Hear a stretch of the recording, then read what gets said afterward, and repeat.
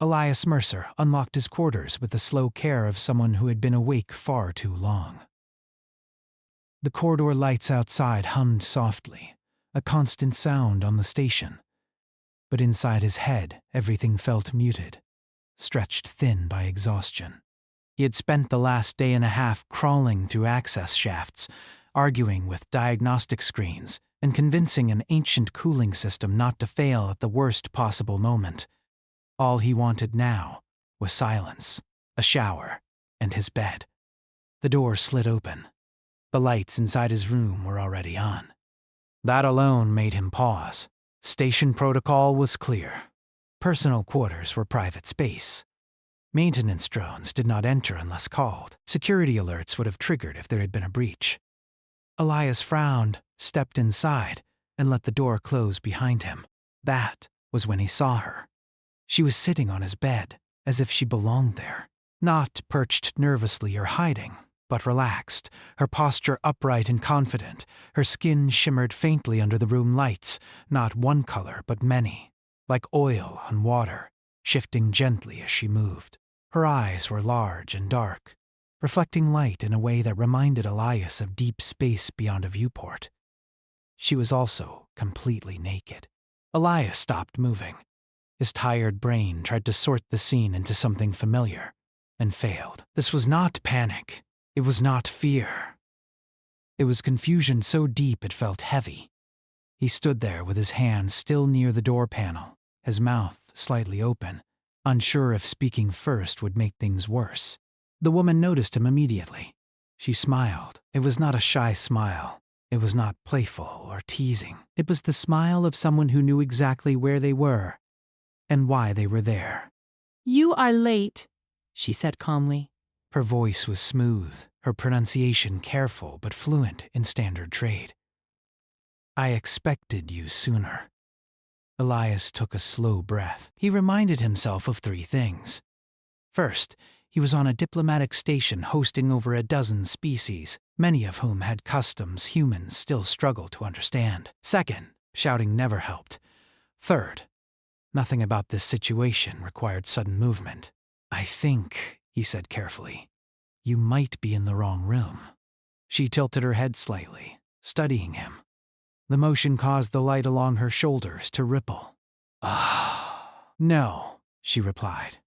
"This is the room assigned to Elias Mercer, Senior Systems Engineer. Human." "You sleep here. Yes," Elias said. "I do. Then I am in the correct location." She shifted on the bed, crossing her legs in a way that was practical rather than suggestive.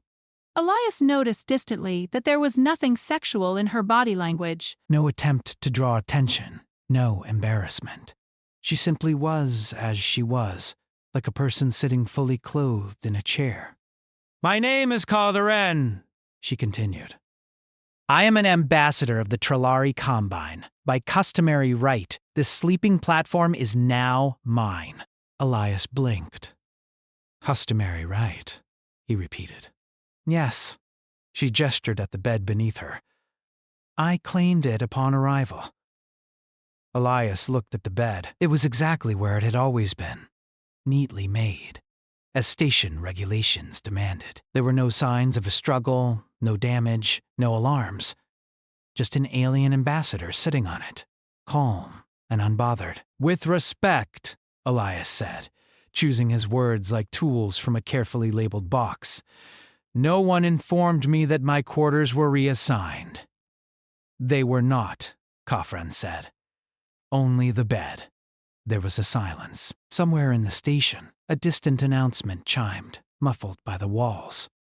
Elias rubbed his face with one hand. He felt the edge of a headache forming, the kind that came from problems that did not fit into known procedures. "Why," he asked slowly, "did you come into my room?" Calderon's smile widened slightly, not in amusement but in approval, as if he had asked the correct question. "Among my people," she said, "shared space establishes hierarchy and trust. To claim rest space is to declare intent for cooperation. It is a peaceful act." Elias stared at her. You broke into my room, he said. No, she corrected. I entered. Your security recognized my status and allowed access. That explained the lack of alarms, at least. Diplomatic overrides. He made a mental note to file a complaint later, though he suspected it would vanish into a committee somewhere. And the lack of clothing? Elias asked. Kavren glanced down at herself, then back at him. Her expression showed genuine confusion. Why would I wear concealment in a place of rest? She asked. Among my species, covering the body signifies distrust or mourning. Of course it does, Elias thought. He turned slightly and leaned against the wall, careful to keep his posture neutral.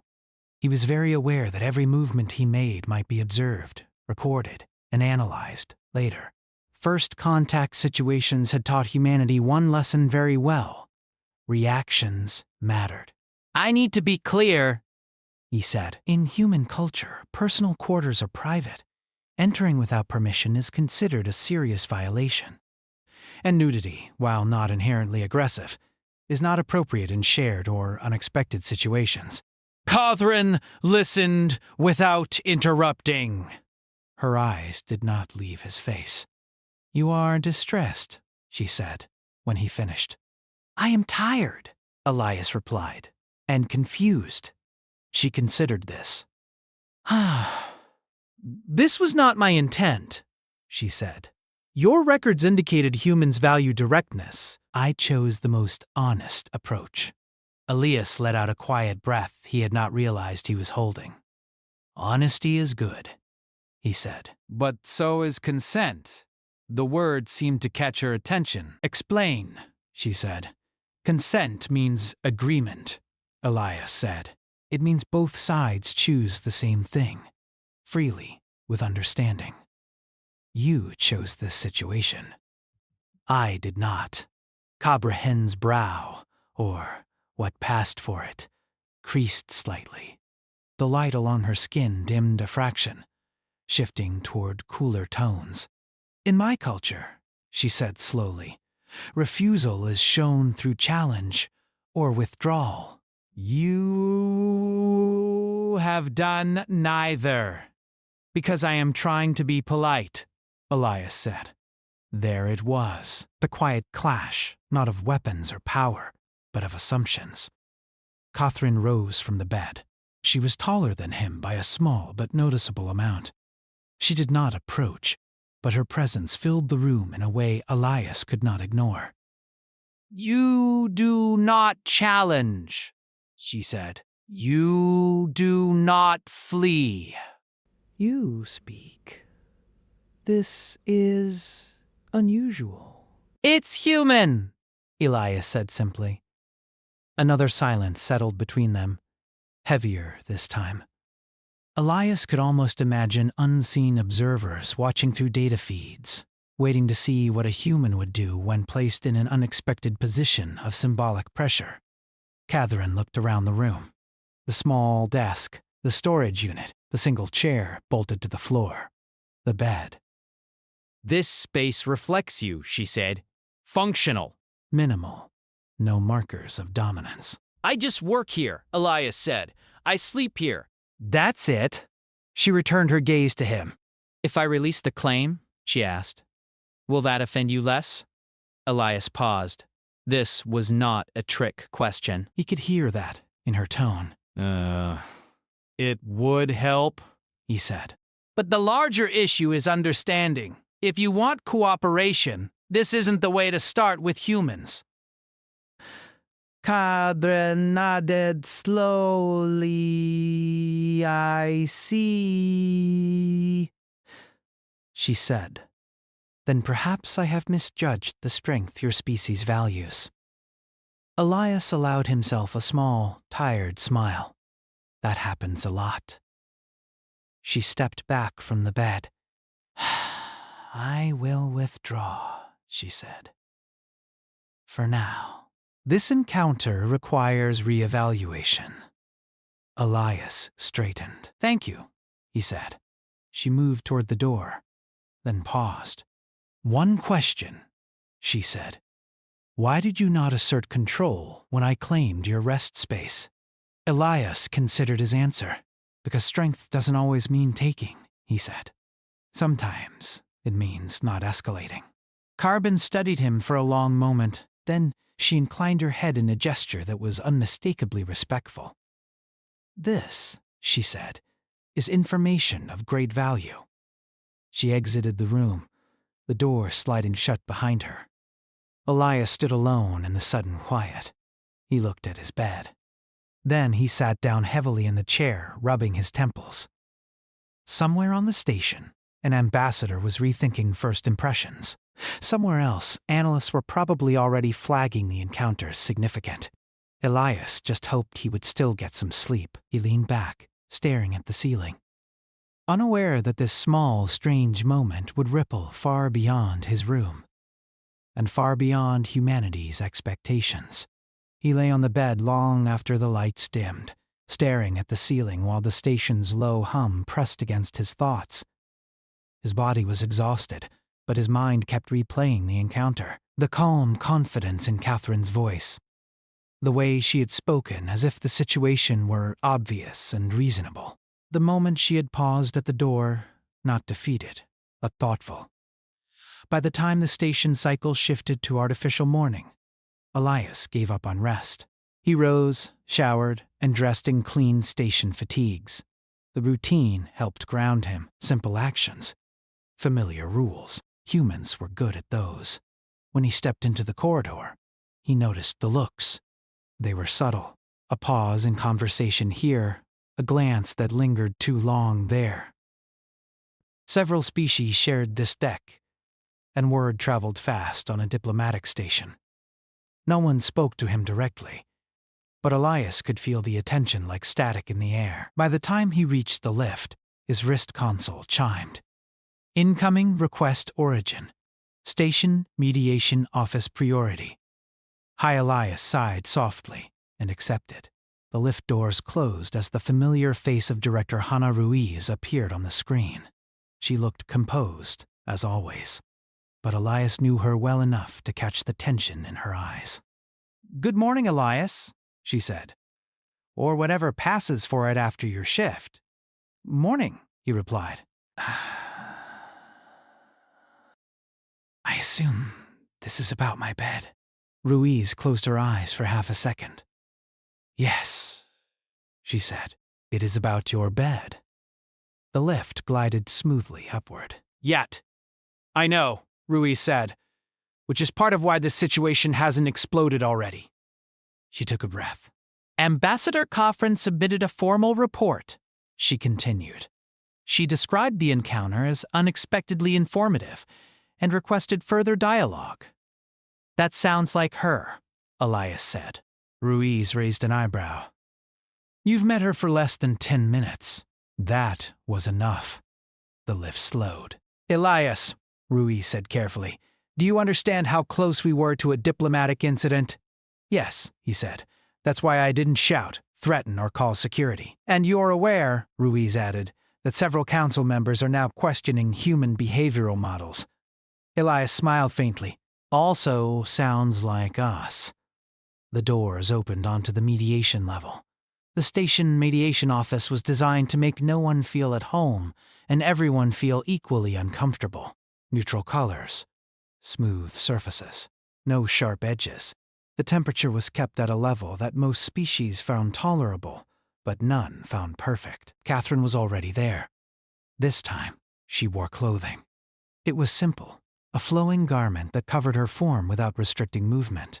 The fabric shimmered slightly, similar to her skin, as if chosen deliberately to bridge two ideas at once. She stood when Elias entered, inclining her head in the same respectful gesture as before.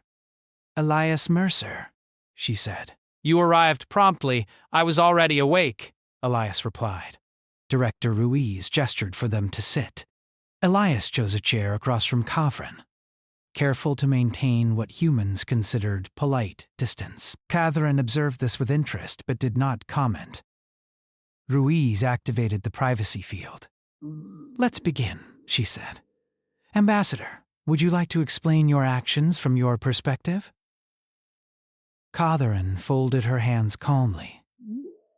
Among the Trillari, she said, first encounters establish long-term patterns. I reviewed human history, behavioral summaries, and cultural projections. Humans value honesty, efficiency, and direct problem-solving. I therefore chose a direct method of establishing cooperative hierarchy. She looked at Elias. I underestimated the importance humans place on personal boundaries within private space. Ruiz nodded. That is an understatement. Catherine did not react negatively. This error is mine, she said. However, the response I received was not predicted by any model. Elias leaned back slightly. Which part? He asked. You, Catherine said simply. You neither challenged my claim nor accepted it. You introduced a third path. Ruiz glanced between them. A third path, she repeated. Yes, Catherine said. Dialogue without submission or dominance. Ruiz exhaled slowly. That, she said, is kind of our thing. Catherine turned to her. It is inefficient by galactic standards, she said. Yet the outcome was stable. Ruiz allowed herself a small smile. Welcome to humanity. The conversation continued for over an hour. They spoke about customs, expectations, and assumptions. Elias explained how humans separated intent from action, how context mattered more than symbolism. Catherine explained that many species relied on ritualized acts because they reduced uncertainty, even if they caused discomfort. What you call escalation, Catherine said at one point, we call clarity. And what you call clarity, Elias replied, we sometimes call unnecessary risk. Neither sounded angry. If anything, there was a growing sense of mutual curiosity.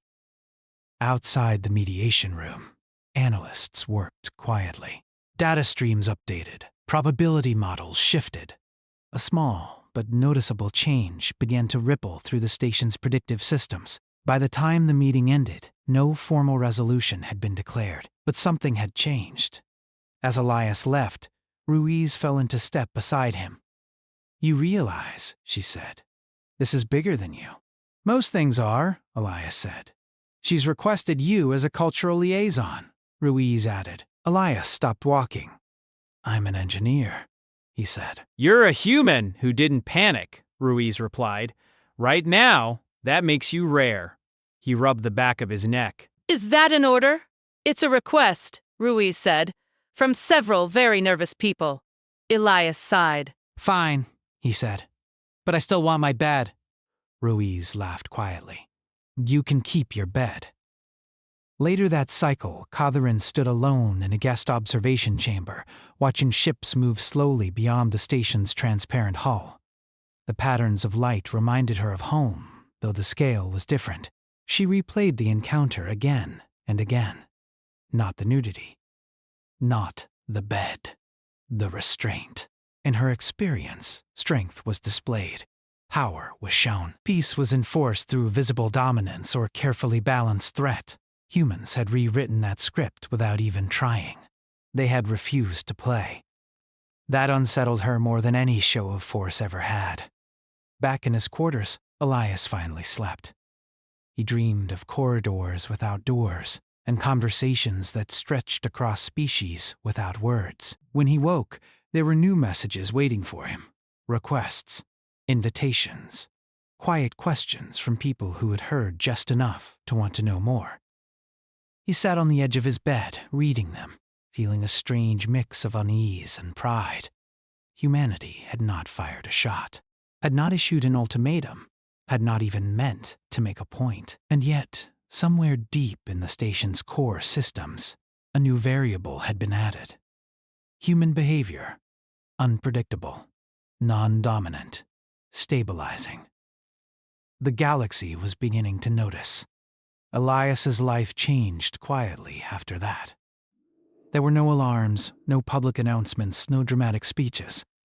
Instead, his days filled with meetings that were not really meetings, conversations that were not quite interviews, and questions that were never asked directly. People, human and non-human alike, wanted to understand what had happened in that small room and why it mattered. He still did his engineering work. Systems still failed. Power grids still needed balance. Cooling arrays still complained in numbers only engineers could love. But now, between tasks, Elias was asked to explain things that had nothing to do with machines. Why did humans pause before reacting? Why did humans ask questions instead of asserting control? Why did humans seem calm when tradition said they should be offended? Elias answered the same way every time, because that's how we learned to survive with each other. The observation chamber became a regular meeting place. Catherine often stood near the transparent wall, watching ships move like slow thoughts across the stars. Elias usually sat nearby, leaning against a console or chair. Never too close, never too far. The distance mattered. She had noticed that.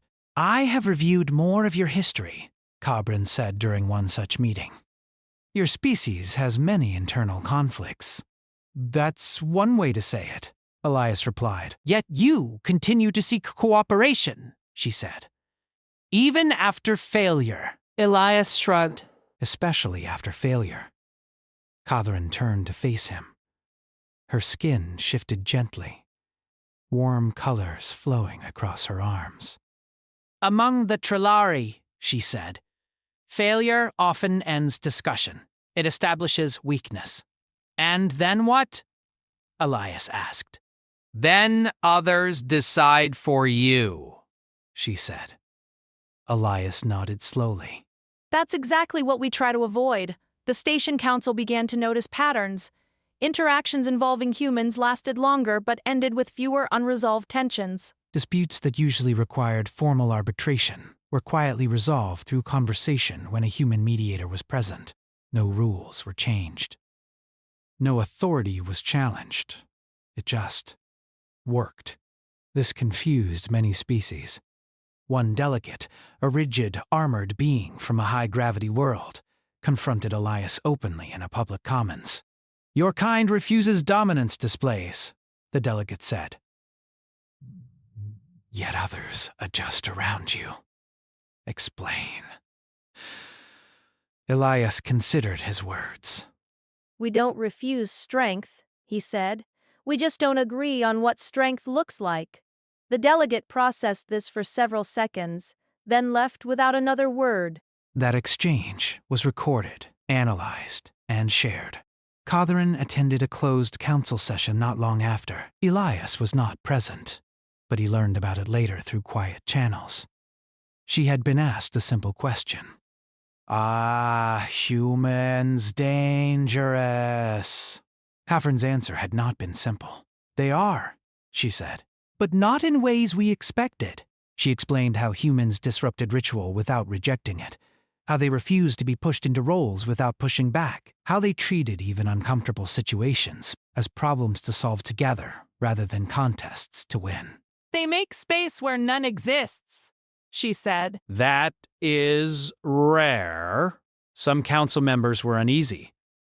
Others were curious. A few were openly impressed. Back in his quarters, Elias received a message marked non-urgent but important.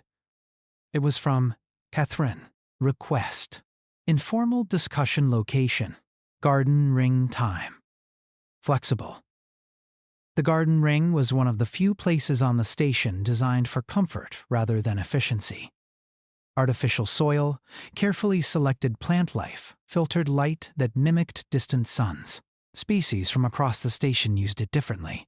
Some for meditation, some for study, some simply to feel less enclosed.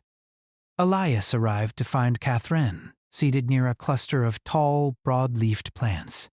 She was clothed again, this time in layered fabrics that suggested adaptation rather than obligation. "You chose a human comfort space," Elias said. Yes, she replied. I am learning. They walked slowly along the path. The air smelled faintly of green things and water. "I have a question," Catherine said. "And I request honesty." "You'll get it," Elias said. "When you entered your room," she said, "and found me there, Were you afraid? Elias thought back to that moment, the shock, the confusion, the exhaustion. No, he said finally. I wasn't afraid. I was uncertain. Catherine stopped walking. What is the difference? She asked. Fear wants escape, Elias said. Uncertainty wants understanding. Her skin brightened slightly. A sign Elias had learned meant interest. You were willing to risk misunderstanding, she said, for the chance of clarity. Yes, Elias said. That's how humans handle each other. We mess up. A lot. But we keep talking. They continued walking. Catherine shared something then. Something personal, by her standards. Among the Trillari, hierarchy was established early and rarely questioned. Stability came from knowing one's place. Change was slow, controlled, and often imposed. Your way, she said, creates instability first. It does, Elias agreed. But it also creates choice. That word again. Choice. It echoed through later discussions, appearing in reports, annotations, and behavioral models. Choice as a stabilizing factor rather than a threat. The station's predictive system struggled to account for it. One cycle, a minor dispute arose between two non-human crews over shared access to a resource node. It was the kind of issue that usually escalated into formal complaint or quiet resentment. Elias was not assigned to it.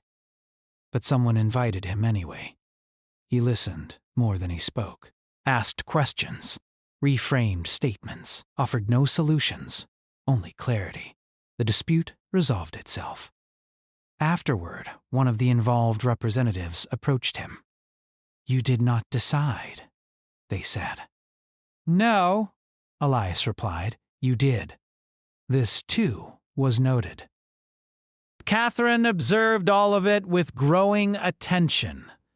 Humans were not trying to lead. They were not claiming authority. And yet, systems bent slightly around them, like water finding a new path. It unsettled long-held assumptions. Late one station night, Catherine stood again at the viewport, alone. She thought about beds and symbols, and the strange human refusal to accept roles already written. She thought about Elias, tired and polite, standing in his doorway and choosing conversation over reaction. For the first time in her career, she considered the possibility that her people's customs were not universal truths, but habits. That realization was uncomfortable. It was also freeing. Elias, unaware of how far those thoughts were spreading, focused on keeping the station running. He fixed a failing relay, argued with a stubborn maintenance drone, and finally, at the end of the cycle, returned to his quarters. His bed was still his. He sat on it, boots off, and laughed quietly to himself. All this trouble, he thought, over a place to sleep. But deep down, he knew it had never been about the bed. It had been about what humans did when someone crossed a line, and what happened when they chose not to draw one in blood or pride, but in words. Somewhere beyond the station's hull, the galaxy continued as it always had, but here, in small rooms and quiet conversations, something was changing. The change did not arrive loudly. It crept in through schedules, through small adjustments to protocol, through meetings that ended a little differently than expected. The station did not declare a new rule, but people began to act as if one existed. They paused before reacting. They asked instead of assuming. And more often than not, when tension rose, someone would say, "Let the humans speak." Elias noticed this last. He was still fixing systems, still crawling through maintenance corridors and arguing with diagnostics. But now, when he entered shared spaces, conversations shifted. Not toward him exactly, but around him, as if his presence slightly altered the shape of things. Director Ruiz called him in again. This time, her expression was serious in a way he had not seen before. The council wants a formal session, she said. Open forum. No scripts. Elias frowned. About what? About humans, she said. About your methods. about whether what's happening here should be allowed to continue. Allowed, Elias repeated. Ruiz nodded. Some members think humans are undermining established order. Others think you're fixing problems they stopped trying to solve. And Catherine? Elias asked. She requested the session. Ruiz said, she will speak first. That surprised him. The council chamber was vast, designed to accommodate bodies of many shapes and needs. Light levels adjusted constantly. Sound translated seamlessly. Observation balconies ringed the space filled with analysts, aides, and silent watchers. Elias took his place at a designated seat, not elevated, not central, just present. Catherine stood at the center. She wore formal Trillari attire, intricate and symbolic, yet even that had changed slightly. The garments were layered, adaptable, not rigidly traditional. Elias noticed, though he doubted many others did. She began without ceremony. When I first encountered a human, she said, I believed I understood them. Images appeared above the chamber. Records, transcripts, the doorway, the bed. A ripple of discomfort moved through the audience. I acted according to my customs, Catherine continued. I expected a predictable response. I did not receive one. She turned slowly, addressing the council as a whole. The human did not submit. He did not challenge. He did not escalate. He asked questions. Murmurs followed. This behavior, she said, has since repeated across multiple interactions. Humans do not replace existing structures. They step between them. A delegate interrupted, a sharp voice carried through translation. This ambiguity is dangerous, they said. Systems require clarity. Cabren inclined her head. I believed so as well, she said. Yet, observe the results. More images appeared. Data overlays. Conflict resolution times shortened. Complaint frequencies reduced. Resource sharing disputes declining. These outcomes were not enforced, she said. They emerged. Another voice rose. Are you suggesting we abandon tradition? No, Catherine said. I am suggesting we examine which traditions serve stability and which merely repeat themselves. She paused. Humans introduce choice where ritual demands reaction. That word again. Choice. Eyes turned toward Elias. He felt the weight of it, but he did not speak. A council member addressed him directly. Human, they said. Do you deny influencing station behavior? Elias stood. He did not raise his voice. He did not gesture widely. He simply spoke. I didn't come here to influence anything, he said. I came here to keep the lights on. Some amusement flickered through the chamber. When something goes wrong, he continued, I fix it. When people don't understand each other, I try to help them talk. That's it. That is not neutral, Someone said. No, Elias agreed. it's cooperative. Silence followed. Another council member leaned forward. What happens, they asked, when cooperation fails? Elias thought carefully. Then we try again, he said. Or we try differently. We don't assume failure means domination is the answer. That sounds inefficient, the member said. Elias smiled faintly. So does war, he replied. But I notice we all keep trying to avoid it. There was no anger in his tone, just observation. Catherine watched him closely. For the first time, she spoke not as an ambassador, but as an individual. Among my people, she said, we believed hierarchy prevented chaos. Well, humans show us that understanding can prevent it earlier. She turned to Elias. You were asked once why you did not assert control, she said. I now understand the answer. She faced the council again. Humans are not weak, she said. They are restrained. That word caused unease. Restraint was not celebrated in most galactic cultures. Power unused was often seen as power wasted. But the data hung in the air, undeniable. After hours of discussion, the council recessed. No ruling was made, but when they reconvened, a proposal was introduced. Not a law, a guideline. Stations could, if they chose, adopt optional mediation frameworks based on human practices. No enforcement. No obligation. Just availability. The vote passed narrowly. Elias learned about it later, sitting alone in his quarters, reading the summary. He felt no triumph, only a quiet sense of responsibility settling in his chest. Catherine visited him that evening. She stood at the doorway this time, waiting. "May I enter?" she asked. Yes, Elias said. She stepped inside, looking around with familiar curiosity. "I have challenged my own counsel," she said. "That is "Unusual for me." "You did fine," Elias said.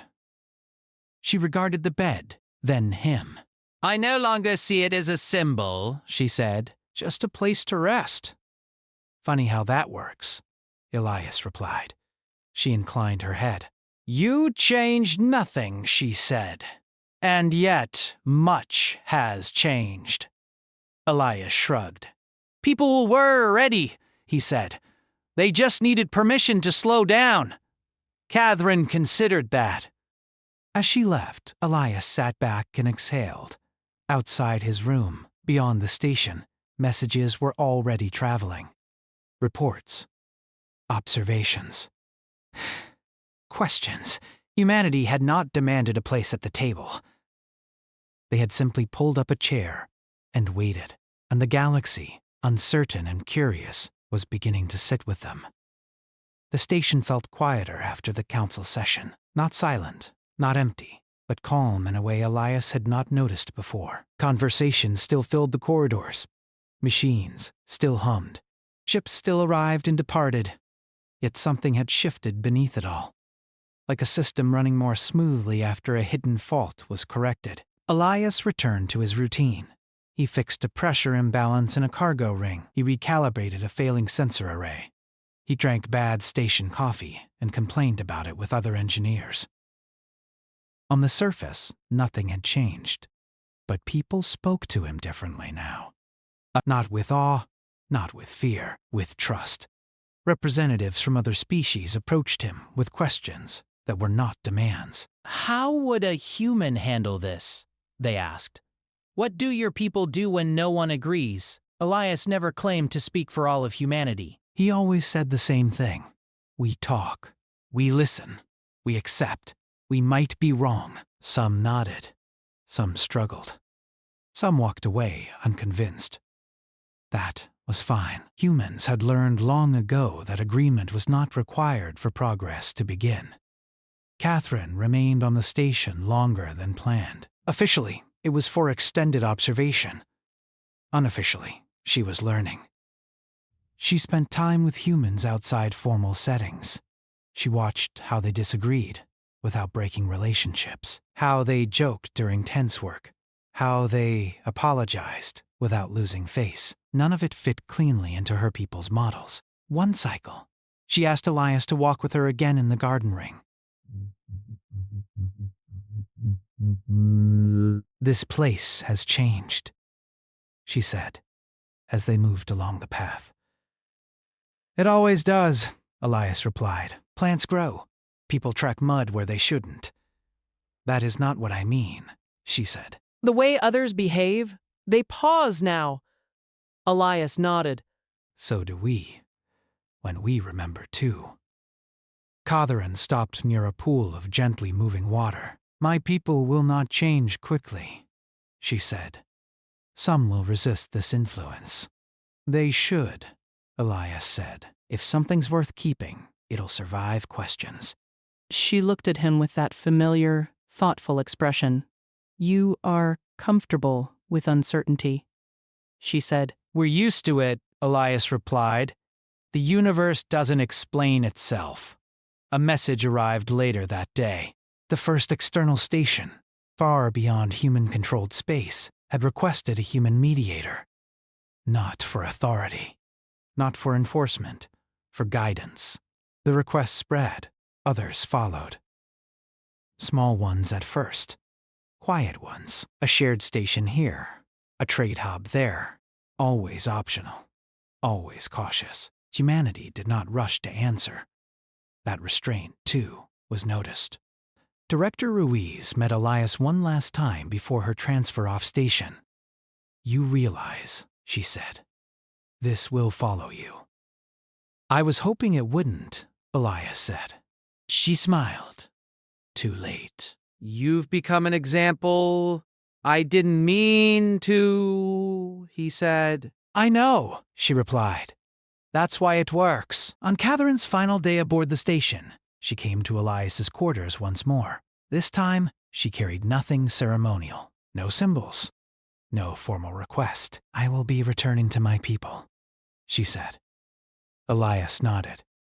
Safe travels, she hesitated. When I tell them what I have learned, she said, some will accuse me of weakness. And what will you say? Elias asked. "I will say," she replied, "that strength is not only the ability to take space, but the wisdom to share it." Elias smiled. "That sounds very untrillary," he said. "Yes," she agreed. "It does." She looked at the bed one last time, then at him. "Thank you," she said, "for not reacting." Elias shrugged lightly. Thank you for listening. She left. The station continued on. Months passed. Human practices did not replace galactic ones. They wove between them. Here, a mediation room was redesigned. There, a first contact protocol added a pause instead of a demand. Small changes. Human-sized changes? No one called it a revolution. But fewer conflicts escalated. Fewer misunderstandings hardened into resentment. "I'm K-Vad." More conversations ended with unfinished questions instead of broken trust. Humanity's reputation changed. Not as conquerors, not as saviors, as stabilizers. Observers struggled to describe it. Humans were physically unremarkable, politically divided, often contradictory, and yet, when placed among others, systems bent toward balance instead of fracture. A council report summarized it best. "Humans do not seek control. They seek understanding. This makes them difficult to predict and hard to provoke." Elias eventually transferred off the station. He took a quiet posting on a smaller outpost near the edge of mapped space. Fewer meetings, more machines. Exactly how he liked it. Sometimes, new arrivals recognized his name. Are you the one with the bed? They asked. He always laughed. "That was never the point," he said, but he knew better. The bed had been a test. Not of strength, not of dominance, of restraint, and humanity, without realizing it, had passed. Far out in the galaxy, long after the incident faded into archived records, first contact teams carried updated guidance. If you meet humans, do not assume their silence means weakness. Do not mistake their patience for submission. They will not rush to take space. But, once invited, they will help you make room for everyone. Elias Mercer never considered himself important. He was just a tired engineer who wanted to sleep. And in choosing calm over reaction, he helped show the galaxy something it had forgotten. That sometimes, the most powerful thing a species can do is pause, listen, and decide together what comes next.